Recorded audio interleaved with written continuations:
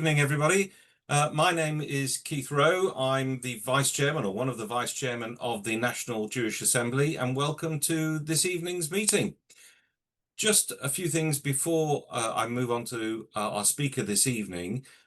There are some guests with us this evening, and so if you're not already a member of the National Jewish Assembly, can I please urge you to go onto our website and join. That way you will be up to date with our latest speaker events, all the other in-person events, and everything else that we're involved with at the moment. You'll also receive the regular briefings. And most importantly, at the moment, we've got another mission trip to Israel taking place between the 7th and the 11th of September.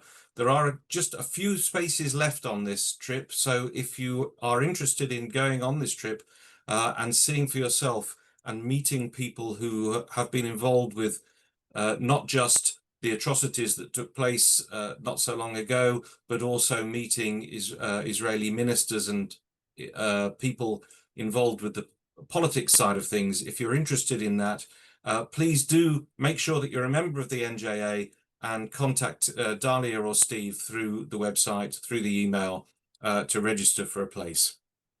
I'd like to introduce this evening's speaker, Alex Hearn. Alex and I last met when I was chairing one of the sessions at the NJA conference a few months ago. He was on a platform with Trevor Asserson, who'd produced the report outlining a lot of the issues with the BBC. And Alex was certainly interesting to hear during that session. So welcome again to the NJA this evening. Alex has the, to my mind, unenviable job of being a director of Labour Against Antisemitism and being an expert in contemporary anti-Semitism.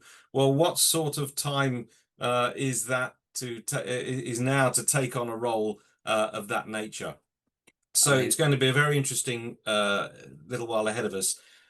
Alex is known for his accessible commentary on anti-Semitism. He makes things easy to understand and breaks things down for us. He's also known for breaking news stories. He writes regularly various newspaper columns and makes appearances in the national media. Alex has lectured in the UK and across Europe, including in the European Parliament and the House of Lords, and for the NJA, as I said before. So he's got a very illustrious history behind him. Alex has also run various anti-Semitism exposés, submitted evidence to help open inquiries into anti-Semitism within the political, academic and health centres. And he's currently writing a book, which I'm sure the NJA will, he'll probably plug tonight to our members, and he'll probably give us a special price or advanced delivery or signed copies or some incentive for us to purchase this book once it's published. I'm not sure if it is yet. I'm sure he'll tell us.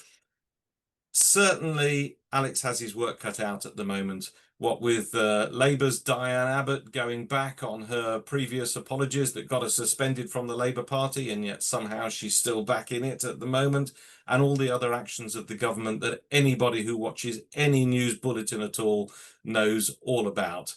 The Labour Party in this country at the moment is something to behold if you follow anti-Semitism.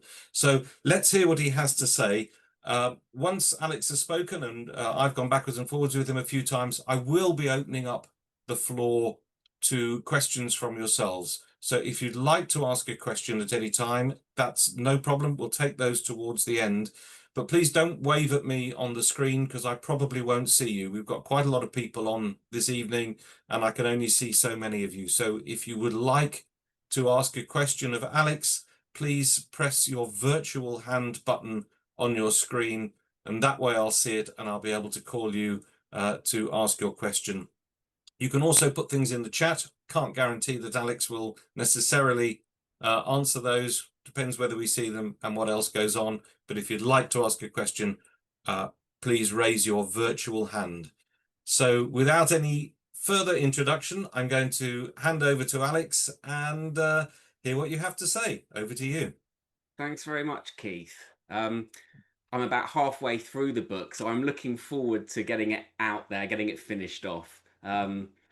So, as Keith mentioned, this is a really fast moving story. There's been breaking news even just in the last hour, the last 2 hours. It's non-stop. And I'll get on to that. So, if the Labour Party could just keep quiet for a little while, then I'll begin. Um, so, after the Equality and Human Rights report in October 2020, Keir Starmer had the biggest mandate to clear out the party that anyone has ever had, and no one will get another opportunity like that again.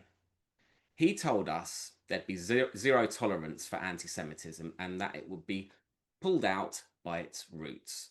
Now, when Keir Starmer arrived, many of the real nasties, and I'm talking Holocaust deniers and hardcore racists, left.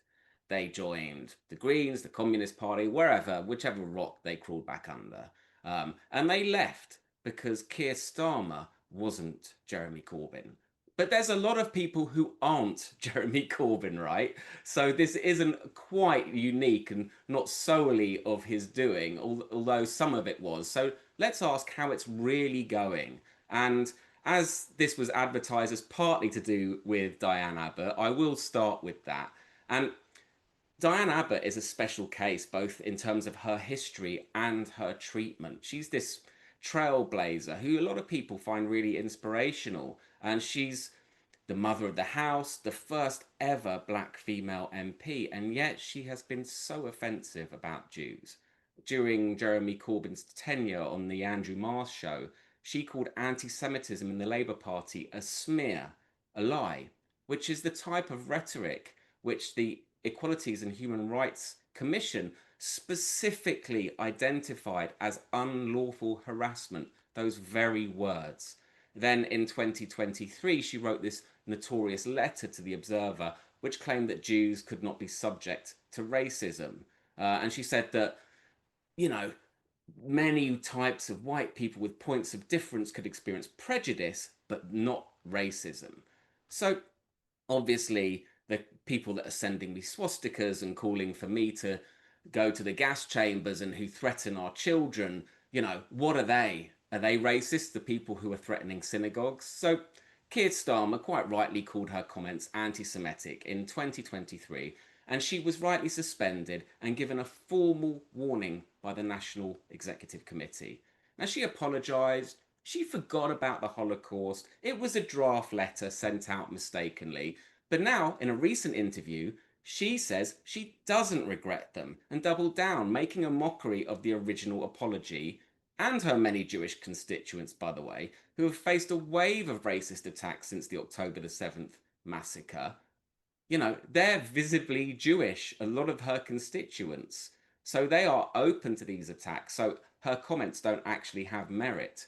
Her new comments didn't appear to be repeating the letter. She talks about different types of racism having different characteristics, which is right. But it was all an excuse because asked if she regretted her previous comments, she said no, not at all, in those words. So the question is, how many warnings and suspensions can one person get? Is this pulling anti Semitism out by its roots? Is this zero tolerance? It's like a challenge on the leadership. She's saying, suspend me, go on. Now, ideally, she should have done the right thing and made the decision to stand down because her constituents know exactly what racism feels like when they're attacked on the streets.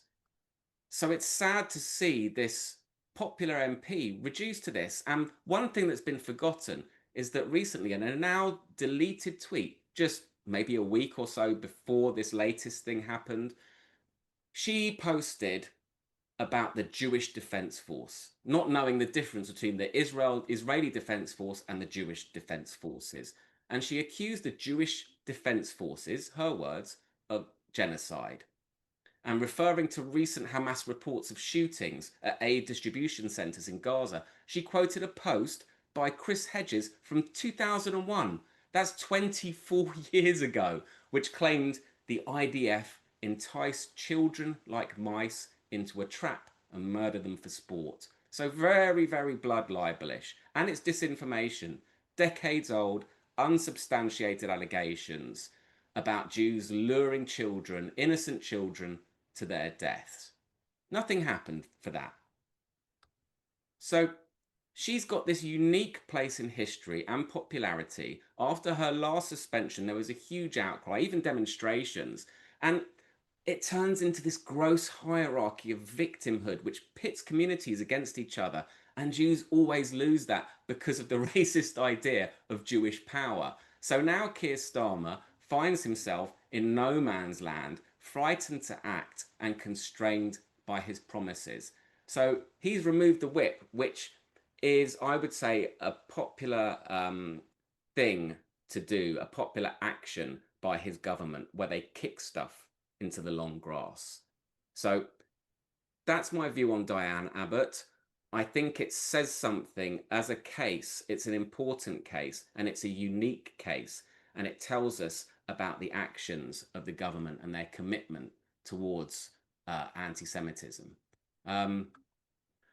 So I think the next thing that I'd like to move on to is the segregation of voting. And this started really in 2024. There was a Rochdale by-election, and this was the first in a trend. There was a Labour candidate called Azhar Ali, and Labour Against Antisemitism filed a formal complaint against him after anti-Semitic remarks, which suggested that Israel let the 7th of October Hamas attack go ahead as a pretext to invade Gaza. You know, that Jews plotted a massacre of innocent people for their own bloodthirsty gain. And it's really shameful, but we were entirely alone in standing up and saying that he must be withdrawn.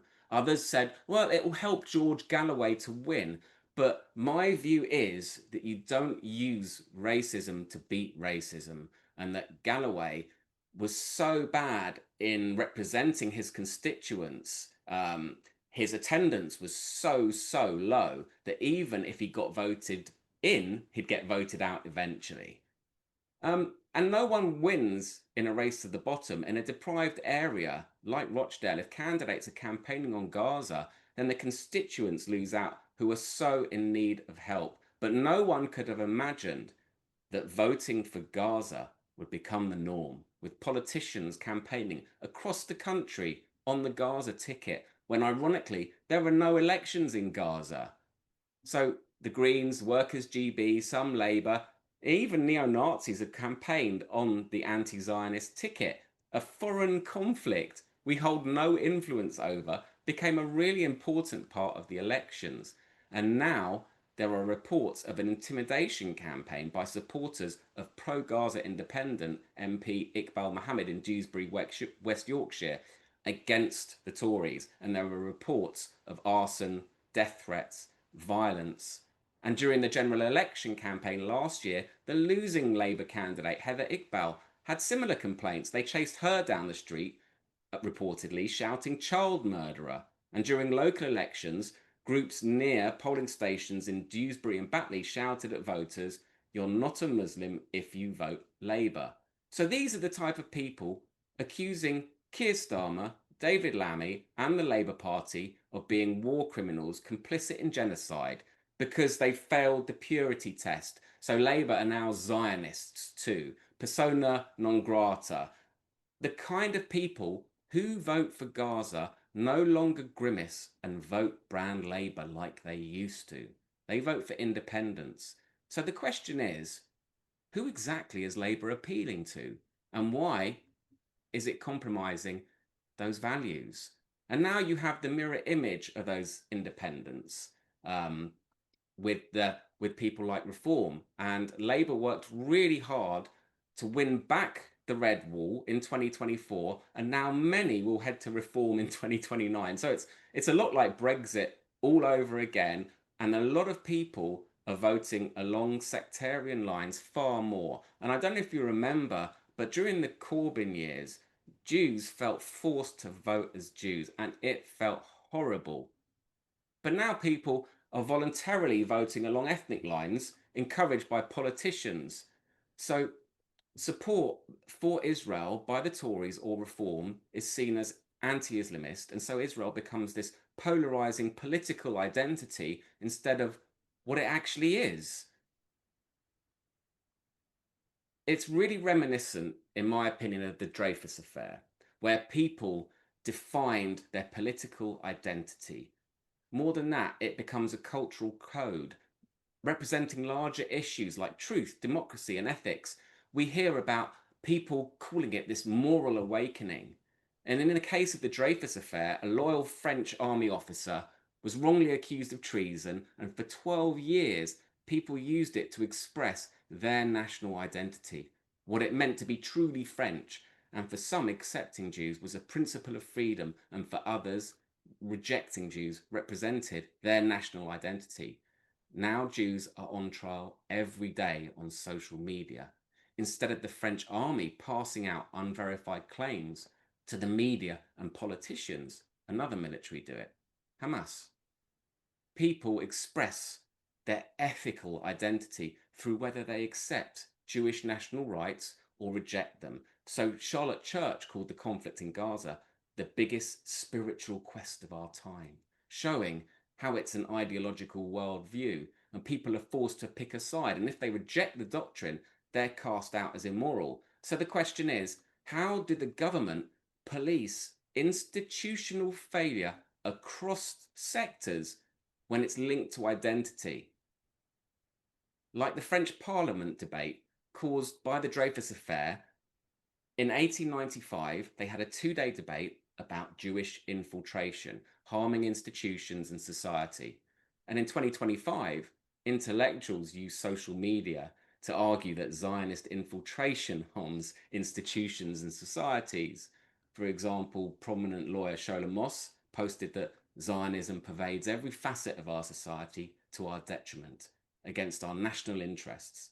And after 2 Jews from the Labour Party were elected to the House of Lords, academic David Miller posted that the British government have literally filled the so-called House of Lords with Zionist assets.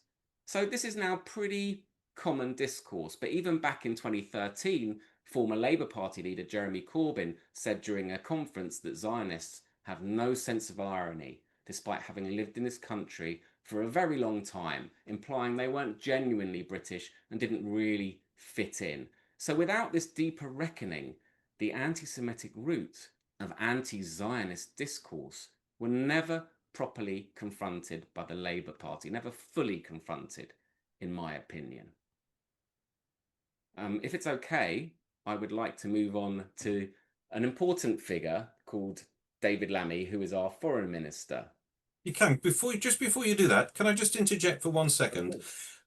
Because you were mentioning Charlotte Church and these other public figures that were sort of just coming onto this sort of trendy anti-Semitism. And I'm just wondering how this links in a little bit with climate change activism, who also seem to be involved. Greta Thunberg is getting involved and all that sort of crowd.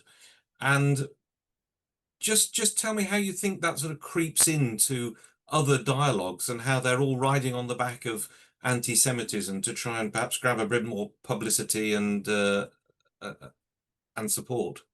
Well, I think you nailed it there. The climate is fixed, Keith. No need to talk about it any longer. What what we have now is the omni-cause. So I think we saw a post recently where it talked about racism, sexism, and Zionism was on that list. So you've got this kind of multi-cause, and you see Venn diagrams and networks that people do, these kind of crazed illustrations, almost like crime walls, and at the center is Zionism. So this is why Jews essentially can't go to pride marches, for example. It's all bound up into this same idea of universal justice, where you've got this moralistic worldview, and Jews don't fit into this worldview. And that's always been the case, right? That's core to anti-Semitism. I was just looking at the explosion of the new media that was the paperback book in the 1890s. And the reason that was so attractive was because of its popular moralizing. And at the center of that moralizing was the evil that Jews do. And it was very interesting that all those big books, which have now been forgotten, all those bestsellers from around that time, were all about Jews. So I think we're seeing that once again, this idea of, are you an ethical person? And that identity is measured against whether you're a Zionist or an anti-Zionist. So it's about your entire group identity as well. And if you stray outside of that group, then you're persona non grata. And eventually, a lot of people fail the purity test. Thank you. Carry on about David Lammy. This is going to be interesting. He's Well, David Lammy such a figure. is an interesting man, as you say, Keith. Yes. Here's a man who believed that the black and white smoke relating to the Pope being chosen was racist, who wrongly said in Parliament that Libya was next door to Syria, this huge conflict. He said on Mastermind that Henry VII succeeded Henry VIII and That's that right. Marie Antoinette won the Nobel Prize for Physics. But I have to tell you, he's not exactly a political mastermind either. There have been lots of performative actions about Israel, which seem to be designed to play to a hostile gallery whilst not completely alienating others. And this is an important idea because it does nothing, actually. It just really annoys a lot of people. So you've got the arms embargo against Israel, which was insignificantly small, and the UK sold almost no arms to Israel in any case. It's mainly the other way round. He resumed funding to UNRWA, who helped Hamas in their atrocities.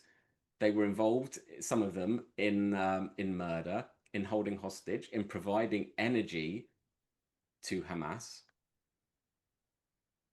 He withdrew objections to the ICC prosecutor's request for arrest warrants. Look, none of this actually has a material impact. The result is that we lost what little influence we had, and David Lammy couldn't even get a meeting with Netanyahu on a visit to Israel. And despite this, it's never enough to please the hardliners. Like Tory MP Kit Malthouse said Lammy should end up in The Hague. Which is what a lot of the kind of hardliners seem to think. And meanwhile, David Lammy seems to believe Hamas claims without question, condemning Israel, killing starving civilians, queuing for aid, even if that claim comes from Hamas. And aid is, of course, the main income stream for Hamas, and the UN have refused to distribute aid as they aren't in charge of it. So here's a group who kills, tortures, and intimidates its own people, using them as pawns in an attempt to exterminate Jews with the help of the Western media. So, just to make this really clear, I've got two quotes for you. And the first one is from David Lammy. And it's from the 20th of March, 2025. Diplomacy is the only way to achieve security for both Israelis and Palestinians. And he said that in the House of Commons. Here's another quote for you. This is from senior Hamas official Ghazi Hamad in the 1st of November 2023. We will repeat the October 7th attack time and time again until Israel is annihilated. So how do you put those two things together? You can believe that Israel is good, bad, or irredeemably evil, but it won't change the point that Hamas will continue to prevent Gaza's future from being anything other than war. And this is an ongoing saga continuing right now, as I said at the beginning, and it bears all the issue with the party when it comes to reacting to pressure from anti-Jewish movements. The wrong signals can be really dangerous. Hostility mixed with naivety is not good, and nowhere is this clearer than the Foreign Affairs Committee report on the Israel-Palestine conflict, where I don't know if you saw the videos where they berated Jewish analysts like Jonathan Sassadoti, telling them off, finger wagging at them, not allowing them to speak. It was absolutely shameful. They came to give evidence and it felt like they were put on trial. Meanwhile, they accepted submissions from the Muslim Council of Britain, an Islamist group who protested Holocaust Memorial Day and are boycotted by the British government. Now, the Foreign Affairs Committee then called on the UK government to insist that Israel immediately dismantles the US-backed GHF aid, while saying that Britain should also encourage the US to put effective pressure on Israel. So either you're making zero-sum insistence or you're working with people. It seems like a contradiction to me. The report, anyway, came to the conclusion that hostage-taking was bad, but that a Palestinian state should be recognised. And as I'm sure people are aware, this is a move that could backfire spectacularly, because recognising what would be a failed state that acts as a launch pad for Iran could be a really bad idea. It feels like rewarding the October the 7th massacre, and without any ceasefire, agreed borders, or leadership. Now, here's where it starts getting really confusing, and I will try and kind of explain this as best I can. Keir Starmer stated last week that statehood was the inalienable right of Palestinians, which in my view was poorly timed. But he said it should be done at the right moment to further peace. That was the caveat. But this week, pressured by people like Sadiq Khan and the emergence of Corbyn's new party, he said Palestine would be recognised, but as a bargaining chip, a punishment for Israel if Hamas reject a ceasefire. Then the Justice Secretary, Shabana Mahmoud, said recognising statehood would send a strong message to the Israeli government to obtain peace, totally invisibilising Hamas and removing their agency. Well, it has sent a strong message, but not the one they hoped. Israel is now talking about annexing Gaza, and Hamas have hardened their position too, because they can just simply continue rejecting ceasefires, and Britain will blame Israel and recognise Palestine. So even a Hamas official said that this was a victory from them. Now, Israel and Hamas appeared to be on the brink of a ceasefire until Britain's announcement. And I have to say, placating those who shout the loudest is a terrible, terrible strategy. It's not a strategy at all. A document protesting that it does not reward Hamas suggests they know that their policy might well reward Hamas. But why would Hamas waste time on failed peace initiatives when they can kill kids at a music festival, kill families in their home, kidnap and kill babies to get what they want? And the saga is still ongoing. It's still continuing after unexpected pushback. Yesterday, there was a U-turn on the U-turn following criticism from the chief rabbi, former hostage Emily Damari, and lawyers for the hostage families, who issued a statement saying they were deeply concerned that the UK's approach risks disincentivizing Hamas from releasing the hostages. And that was the statement from the lawyers for the families of the hostages. There was then a new statement from Starmer, now flipping to recognition contingent on Hamas releasing the hostages. And one of the statements actually said this phrase, and if someone could explain this to me, it would be great, because I haven't got a clue what it means. It says, no one side will have a veto on recognition through their actions or inactions. And again, today, it was reported that the Secretary of State for Trade and Business confirmed that Hamas is a terrorist organization and we don't put conditions on them, which is okay. So you don't put conditions on them because we don't negotiate with terrorists. Okay. But the UK, he continued, does routinely make asks of Hamas, like laying down arms and leaving Gaza. This one contradictory statement alone shows the confusion. And again, another bit of breaking news, because it gets worse. Today we learned that some of Britain's most prominent lawyers warned the pledge could break international law, including 7 KCs. 40 members of the House of Lords said it would not meet the 1933 Montevideo Convention on the Rights and Duties of States. It would break the international law that the Labour Party are so keen on citing. And about an hour ago, Israel reported that Hamas had cut all contact and is no longer negotiating, We're all up to date on that now. We're all clear, except the people speaking on behalf of the government, apparently. What an absolute mess. Where is the moral clarity? And I would ask the question, has it been sacrificed on the assumption that it could save a few marginal seats? Because if so, that's really cynical. And trying to look good on the world stage will not save the election. It didn't save Boris from standing up for Ukraine. And the more that Keir Starmer focuses on this, the more people are going to see it as neglect of his duty, not doing it. It just alienates mainstream voters. They see the whole thing as a distraction from the core issues, which are basically immigration and the economy. You know, the doctors are striking again, possibly, despite a huge pay rise last year, with the nurses about to join them. Illegal immigration is causing community tensions across the country. There are economic issues such as unemployment increasing due to the rise of national insurance. The housing market has problems. The wealthy are leaving along with their taxes. So there's loads of problems to look at here. I have to tell you, Alex, here in Birmingham, where I'm based, Labour has a real issue, and they are losing a lot of votes to these pro-Gaza candidates. Jess Phillips, one of the main movers in the government, only very narrowly held onto her seat in what was previously a very, very safe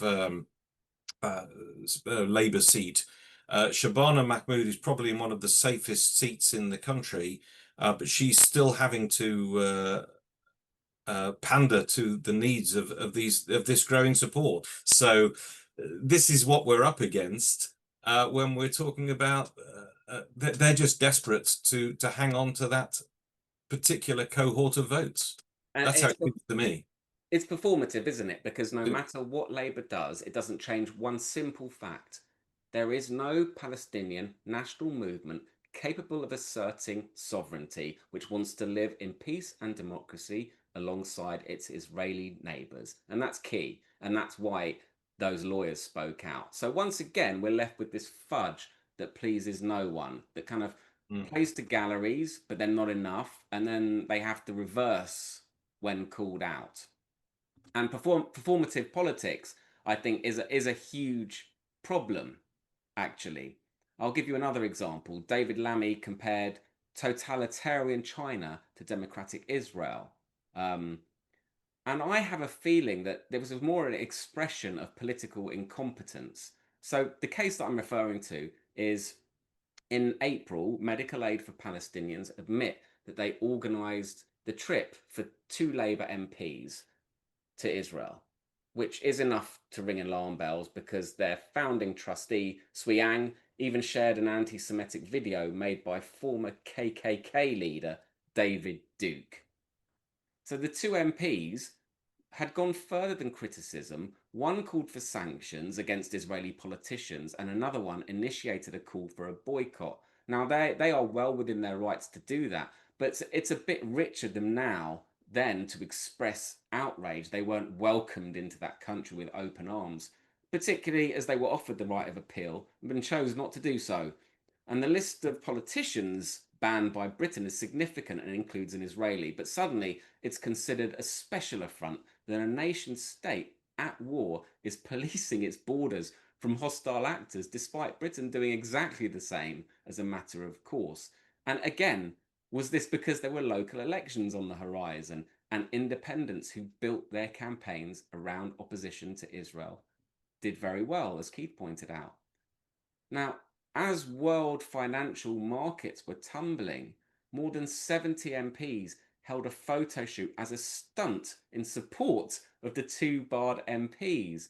And that really annoyed me because this is typical of the performative stunts from activists that we've grown used to. But it felt more like student politics than a government in power. You know, there has to be adults in the room. And I find this kind of approach extremely damaging.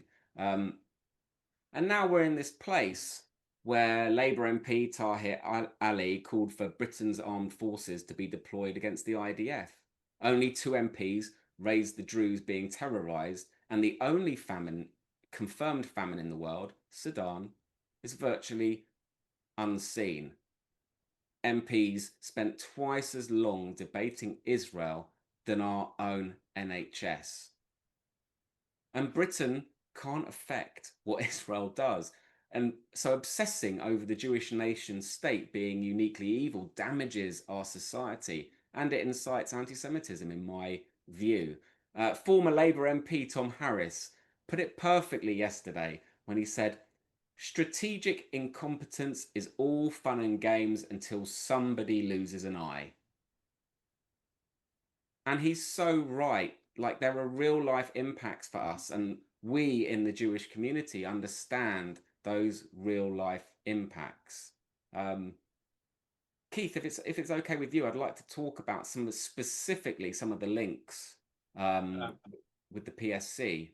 By all means. I mean, I think if we give you another sort of 5 or 10 minutes to talk, and then I'll open it up to some questions if you like. Great.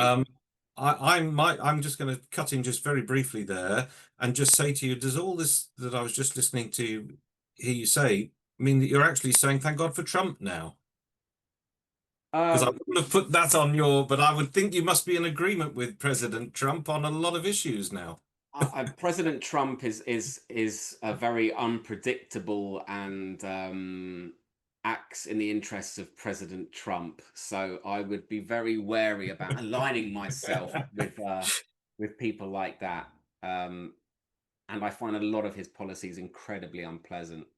So I just thought I'd throw that one into the mix there, thank seeing you. as I appreciate that. just to stir the pot. But carry on with the topic you were saying, and then we'll open it up to some questions. Yeah, I just wanted to talk specifically about some of the links that haven't been dealt with, and then maybe later we can talk about kind of what should have been, what could have been done, and some of the other problems. So you've got this group called the Palestinian Solidarity Campaign, who PSC, let's call them. They're a hate group who started organising the marches against Israel on the very morning of the massacre, and they're linked to the unions. They're affiliated to the unions. And when there were moves by Labour to blacklist them and cut those ties, 9 unions spoke out really loudly against that. And by the way, anti-Semitism in the unions hasn't been addressed either, and it's hugely problematic. So the PSC have been allowed to intimidate MPs, openly undermine the democratic process, and yet they still enjoy support from some MPs, including Labour ones.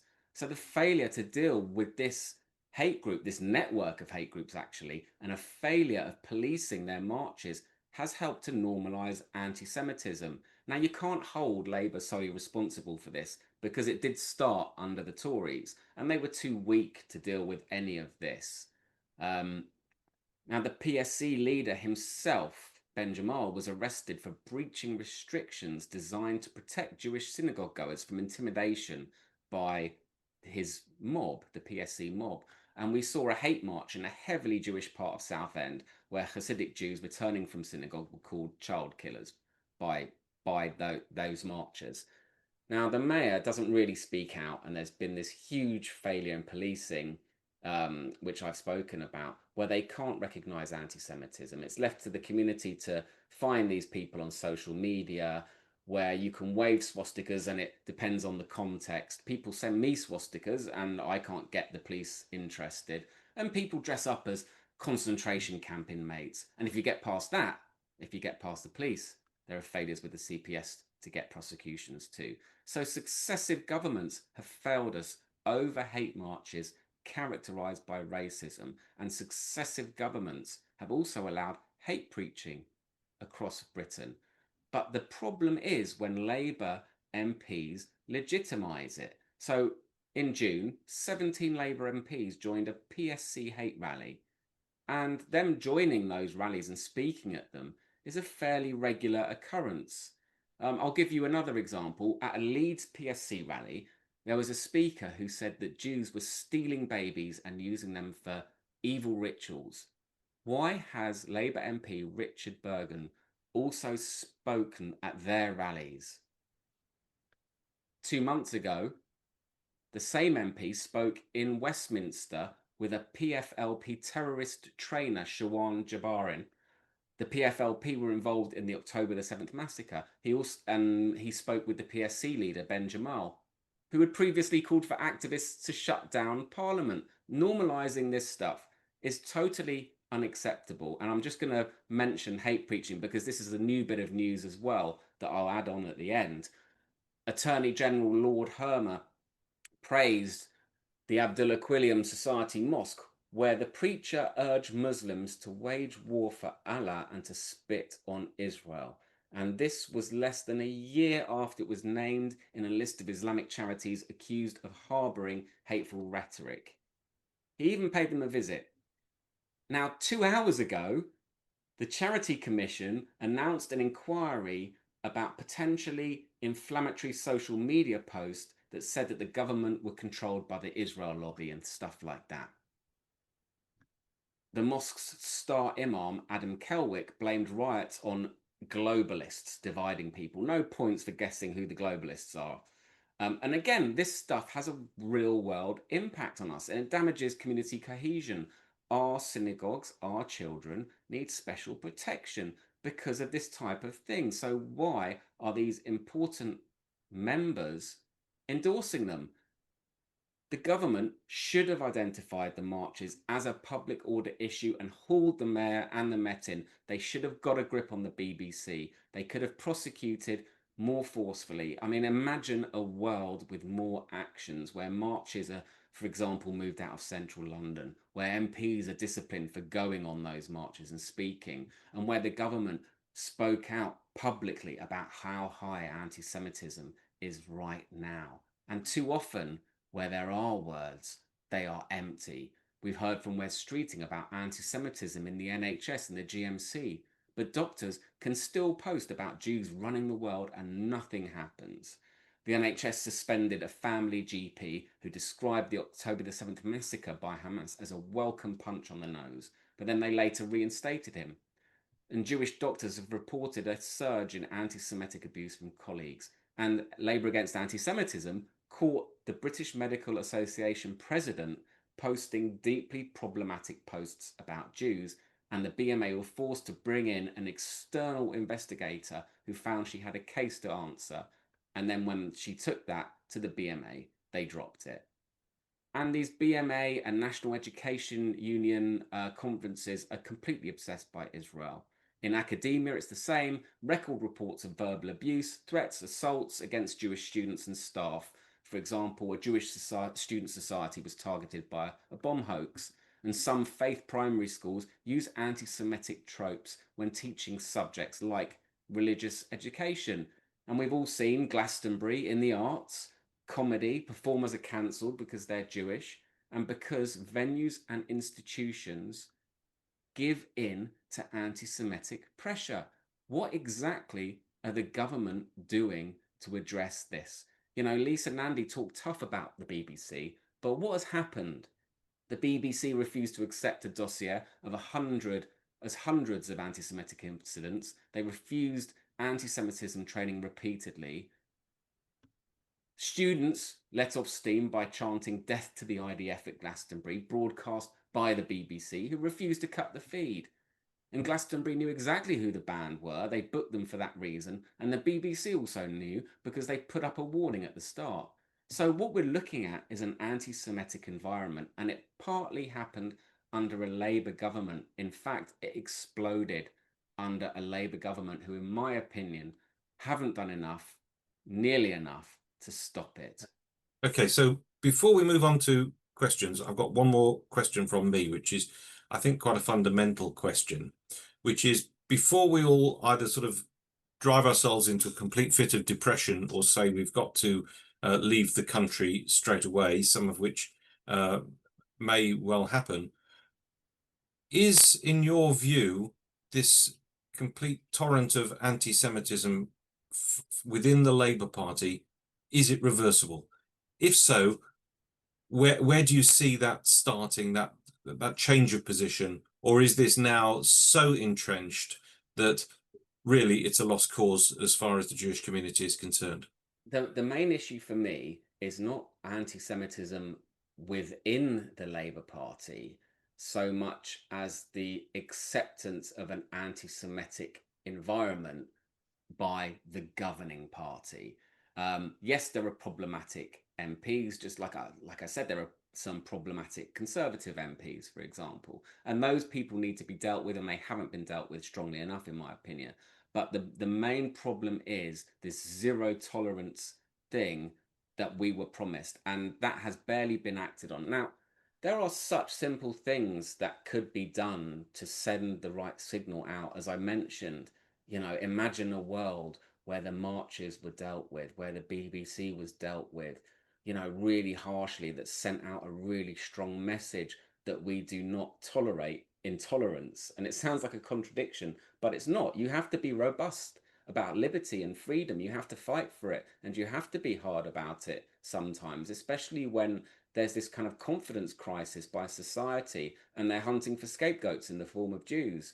So I think that if there was the will to challenge it, and perhaps the party didn't feel constrained by its votes, then maybe things could change quite rapidly. But as I also said, the Tories didn't do enough. You know, this partly happened under their watch as well. So, and they were too weak to deal with it. So it really takes a strong person and a strong government to do something about this. And unfortunately, the wake of the EHRC was a missed opportunity to an extent. It could have been done so much more harder. The mandate was there. Yeah. Okay. Thank you for that. Thank you for everything that you've informed us about so far. We've got a few hands up already, so I'm going to open it up, if you don't mind, Alex, to some questions from the floor. Can I just ask, please, that if you want to ask a question, please do raise your virtual hand and I'll try and get to you. I see they're going up all the time, which is great. Please don't use the opportunity to make a speech. Please use the opportunity to ask a question of Alex, and that way we'll get through a lot more people. Michael Giles, please. Please unmute yourself. That's Hi, Alex, and thanks very much for such an interesting talk so far. Could I ask you, please, your views, if you could share with us, please, your views about the ongoing work in the Labour Party in relation to the definition or redefinition of Islamophobia and what it might mean in the Labour Party, but also in government, please, because I'm extremely worried about it. I'd appreciate your views, please. Yeah, it is quite worrying. There has been, I saw a working definition of it, which was basically cribbed from the definition of anti-Semitism. So it kind of didn't make much sense to me. And there's been a lot of arguments about whether this is going to be used to compromise on speech and basically kind of make it punishable to criticize Islam. So that's the sort of argument on the other side. The government seemed to be working with I think they're called the Aziz Foundation, and there's been some things written about them. They appear to be linked to the Muslim Council of Britain, who I've spoken about before, which is worrying. I think this needs to be done very carefully, and given what I have said, you know, about policies and doing the right thing and having moral clarity and not just trying to please people, I am not convinced that this is going to be done in the right way at all.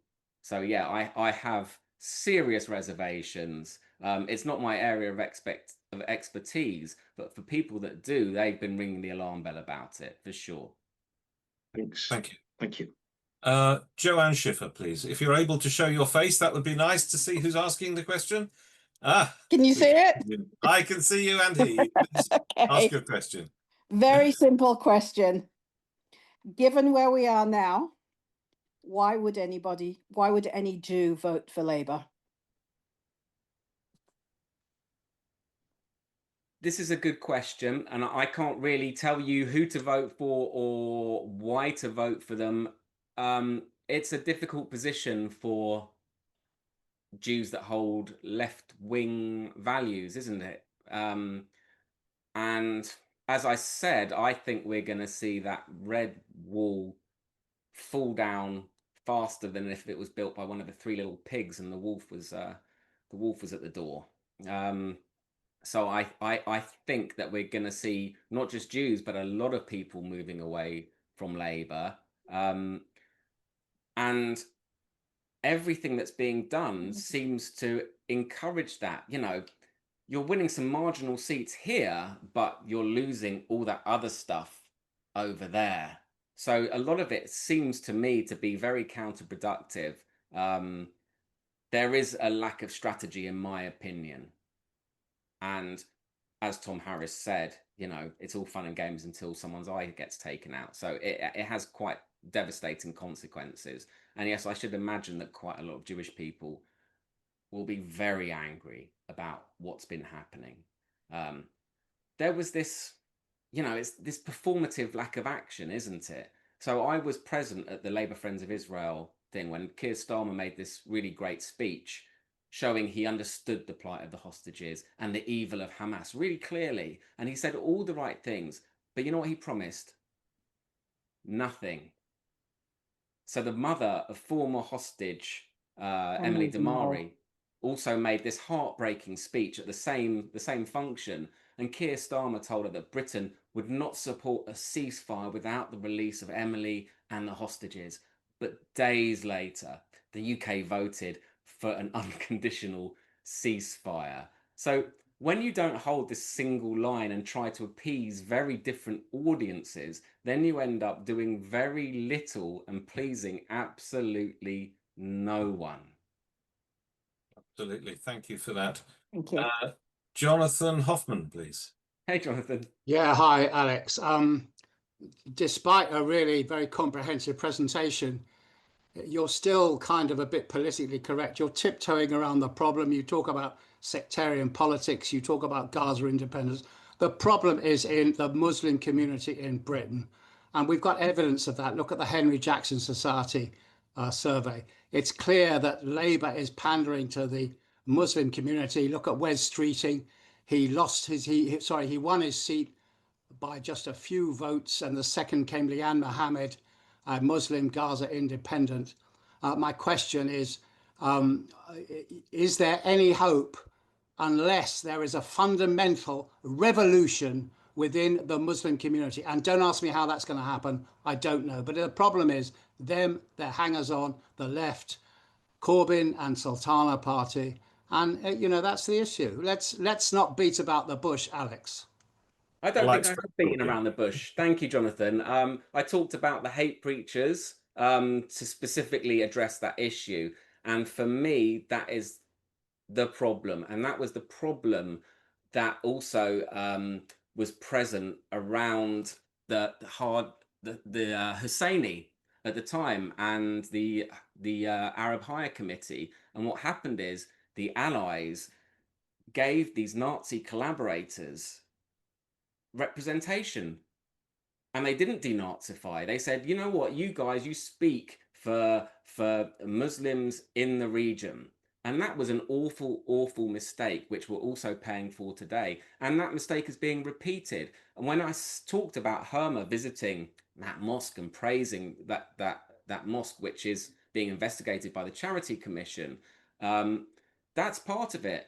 They're lifting the very worst kind of voices. And it's no secret that there is anti-Semitism in the Muslim community. But the worst elements are being encouraged, right? By the Labour Party. That's the issue, is that it's not actually being challenged. It's not being dealt with properly. So yes, just building on the whole hate preaching thing, that is one issue, but it goes on a lot and nothing is done about it. And it is, you know, the information is out there on that subject. So yeah, it's a real oversight, and it's a real awful oversight that could have real life consequences for us all. Thank you. Daniel Kennig, if it's possible for us to see you as you ask your question, that would be really good to see who we're talking to. Thank you. Please ask your question.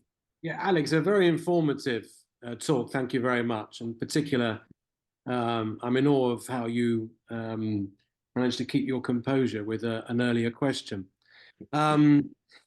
My question, I did pop it in the chat, but in relation to something you mentioned earlier in terms of the adults in the room, you've dealt with one.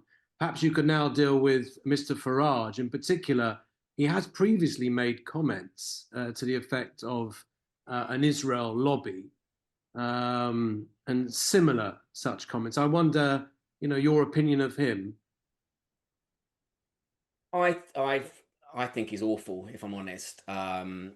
I put a video together of some of his comments, and it was really, really nasty stuff about Jews. I have the same conversation with people about Tommy Robinson, he wrote about the Jewish question, and it was defending Kanye West. I can understand that people are desperate for protection, but you need to be a bit careful about who you run to protection to. And Farage is a populist, and he says the right things that people want to hear because he exploits gaps that people aren't talking about, which is why Keir Starmer made this kind of immigration speech that almost seemed like it could have come from Reform, because he was trying to appeal to that base.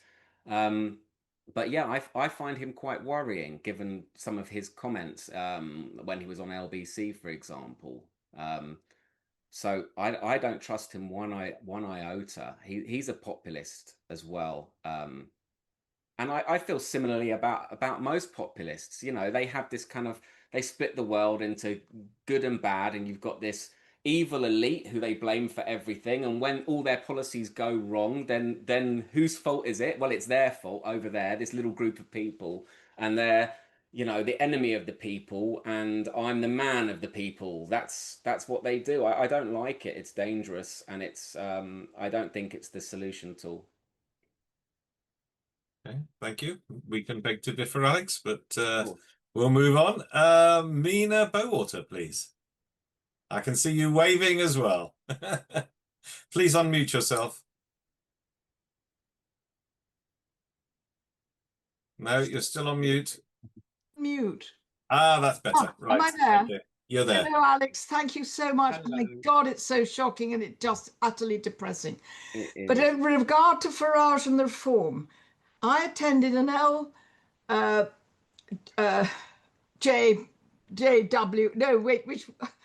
the Jewish, just what are we doing today? I'm lousy on acronyms. The National Jewish Assembly. NGA, thank you very much. I'm hopeless.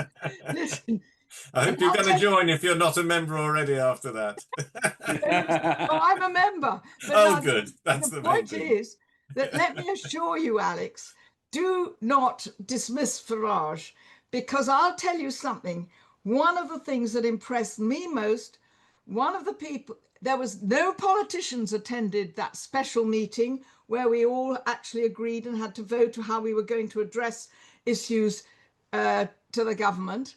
The one person who turned up and was splendid was Richard Tice, the chairman of the Reform Party. Now, the minute I knew that, I knew I could trust Reform.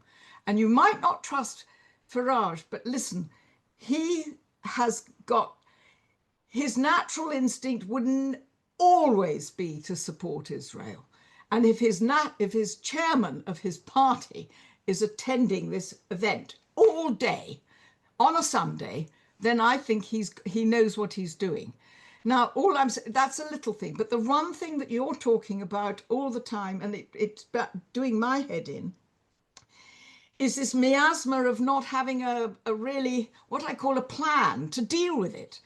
Now, the one thing that I have absorbed in all the reading that I've done is the original turning down of the two-state solution by that Palestinian person who said, you, the United Nations, have no right to give away our land, and we do not accept that Israel has a right to exist. Now, That is the pinch point, because all of these dreadful people who've been recognizing Hamas and everybody still haven't nailed it down. My excitement, if you like, or optimism, is seeing Saudi Arabia and people coming out saying, actually, they would with, say, the Abraham Accords if they'd ever gone ahead. But, you know, the Arab peoples are divided between Sunni and Shia, and we need to understand how all this works.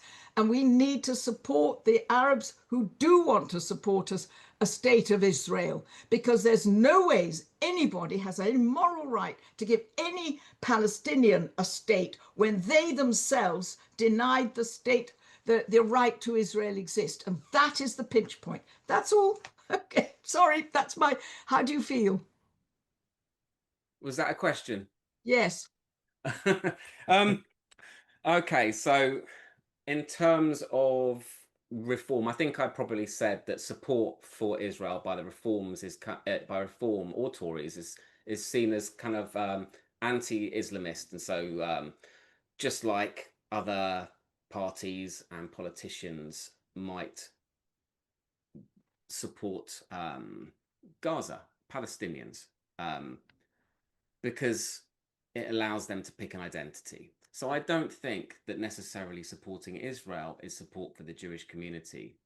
I think it can just be part of this split of identities that I was talking about, where you have the Gaza MPs and you have the anti-Gaza MPs who are reform. And that is not a particularly healthy thing for our democracy, as I think I explained. I don't want to vote. And most people don't want to vote on their identity, right? And in terms of what you said about the Arab world, yes, the Arab world are a lot more pragmatic and, funnily enough, and a lot less anti-Semitic about Israel because of their practical experience on the subject. And that is really encouraging. You know, they want to get on. They do not want to become failed states. They want to progress. They want to work together. And we are seeing that despite everything Hamas did to try and stop that. You know, if there's normalization between Israel and Saudi, then they've lost. That's a big loss for them. And when you look at the statements coming from the Arab world, they're making demands. They don't want Hamas. They don't want Iran's influence. They are strongly, strongly against that. They recognize that. And they have been very clear that they do not believe that Hamas has a future in Gaza. So that's extremely encouraging. If only the West would be as strong, but we seem to be living this fantasy to some degree. Okay, thank you, Alex. I'll take 3 more questions, starting with Barry Epstein, please. Barry, yeah. Can you hear me? Yes, loud and clear. Thank you. Alex, thank you very much indeed for a most inspiring presentation. Thank you. The chair has told us not to make speeches. I have been a Zionist since the age of 7. I'm 84 now. I've been a social-ist since I could breathe because I believe in a we society and not a me society. Alex, tonight we have heard from a lot of starker Jews, angry Jews who are unhappy about the situation in its broadest context.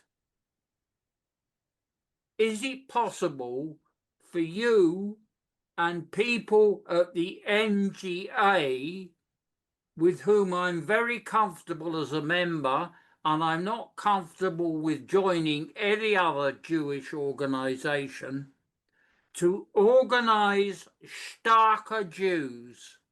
Now, by starker Jews, I mean Jews who are well versed in the Quran, the New Testament, who can actually extrapolate that Jesus Christ was born, lived, and died a Jew, who the current Archbishop of York acknowledges as a freedom fighter in an occupied land who really know their stuff, who can sock it to the unbelieving Goyim.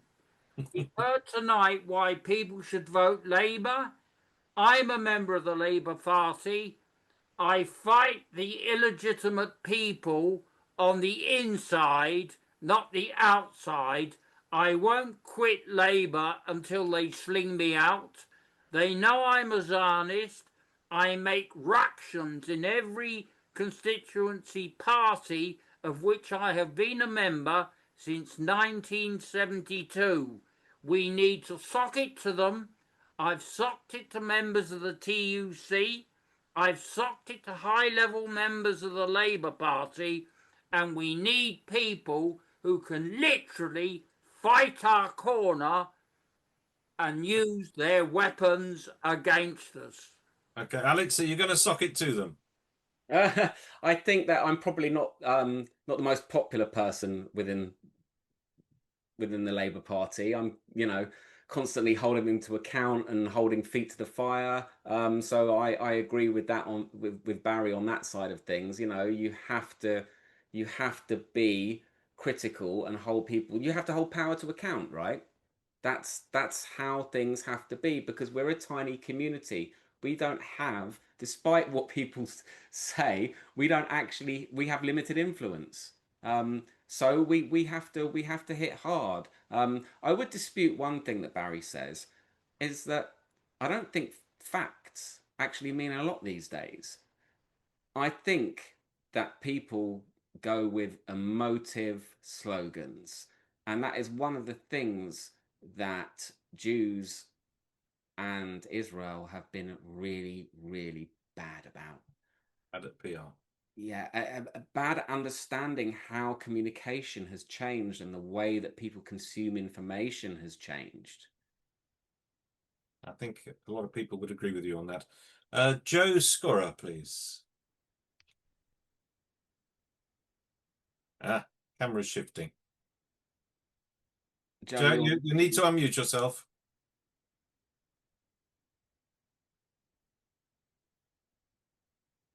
Can you unmute yourself? No, he's gone. Okay, moving on swiftly. Paul Hart.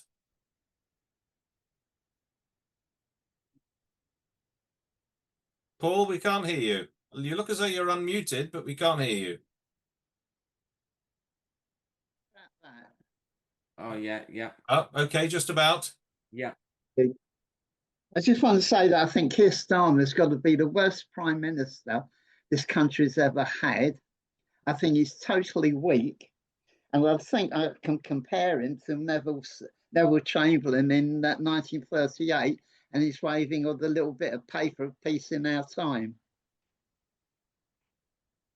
You got a question? That was virtually it. Okay, well, I think there's probably a lot of people on this call. A good way to end. A lot of people on this meeting who would probably agree with that. I'm back now, sorry.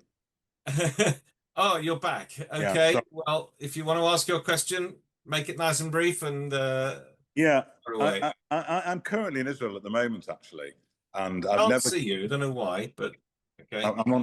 I'm currently in Israel with my wife, and we come here many times. We're very fortunate, and I've never seen a more split Israeli society than we're encountering at the moment. And one of the questions I wanted to ask you is, why are the Arab nations, the friendly Arab nations, why are they not being more supportive of Israel vocally in response to Starmer's statements? Alex? I think they have been pretty supportive, but maybe things have got to a stage where opinion is overwhelmingly against the war, I would say. It has been excruciatingly slow. Their military objectives are clearly faulty, I would say. Like, if you're saying, right, well, the idea is to root out Hamas, well, was that ever even possible? And is that going to happen? So there's some big question marks there, which have always been there, in my opinion. And when you're fighting an enemy who basically their strategy is war crime, right? Their strategy is human shields. So everything is so slow, and everyone's a journalist, everyone has a phone. So for the first time, really, what we're seeing is every little detail on phones, and that can all be taken out of context. The location can be taken out of context. Which side did it can be taken out of context. So what we're seeing is really unprecedented. And as I said, it's taken so much time, because when you don't actually, when one side aims to get their civilians killed and the other side is trying not to, it's so drawn out. And it's been, you know, it's been 2 years of this. So people within Israel and outside of Israel have basically, a lot of people have just lost patience with the whole thing and are asking questions, quite rightly, about Israel. In the West, they're not asking any questions about Hamas or the UN, though that's the difference. But I think the Arab nations very much are. But it's surprising how politically behind Israel they are when it counts. You know, they really, I think, are seeking to build ties, financial ties, build water systems, build pipelines, build all these things, and they just want to put this aside and get on with life. Thank you for that. Yeah. That's a good note to end on. Thank you. It's just, that's what we should be doing, getting on with life. I did see another hand. Thank you, everybody. I did see another hand briefly up, but it's not there anymore. So, and I did say that that would be the last question. So, Alex, thank you. I'm going to hand back to Steve Winston now, our Managing Director, just to sum up for us this evening. From my point of view, thank you for your time this evening. It's been great chatting with you again. Steve, over to you. Steve, are you there?